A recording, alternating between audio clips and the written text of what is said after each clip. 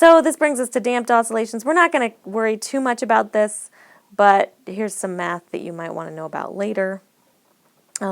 This means as this thing oscillates, the frequency and amplitude gets smaller. Forced oscillations, however, are a little bit more interesting. So look, everything has a natural frequency. That means bridges, if you've ever used a wine glass and sort of run your finger around the top to make that humming noise, that thing has a natural frequency. And so here's your response curve. As you change the frequency, right, from a low to a high frequency, at some point you'll get this little peak in amplitude. And the resonance frequency occurs when your external force equals your sort of natural frequency. So the frequency of your driven oscillation equals your natural frequency.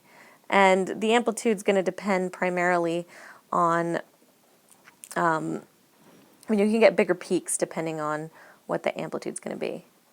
And so this has a couple of interesting applications, but anyone that's ever tried to swing on a swing or push someone on a swing knows, if you just push them at a random frequency, does anything happen?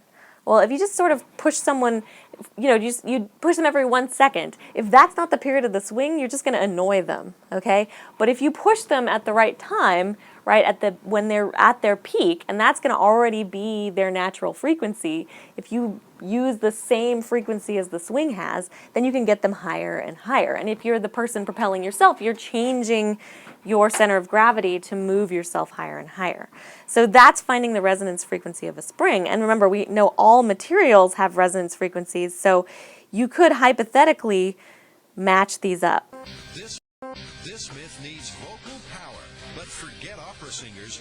Adam and Jamie have gone for full power. The power of rock singer Jamie Vendera. So Jamie, have you heard the story that it's possible to break a wine glass with the human voice? Actually, I have. One of my vocal teachers, a man named Jim Gillette from a band called Nitro, has done it for years, back in the 80s, so I know it can be done.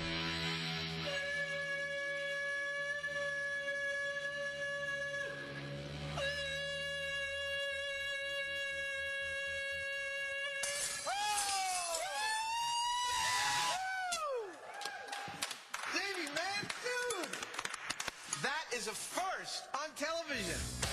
A Mythbusters exclusive. 556 hertz, 105 decibels, and 20 attempts makes for a world first. History's been made, and it's been captured on high speed. So there's really no need to try this one at home. That's nice, huh?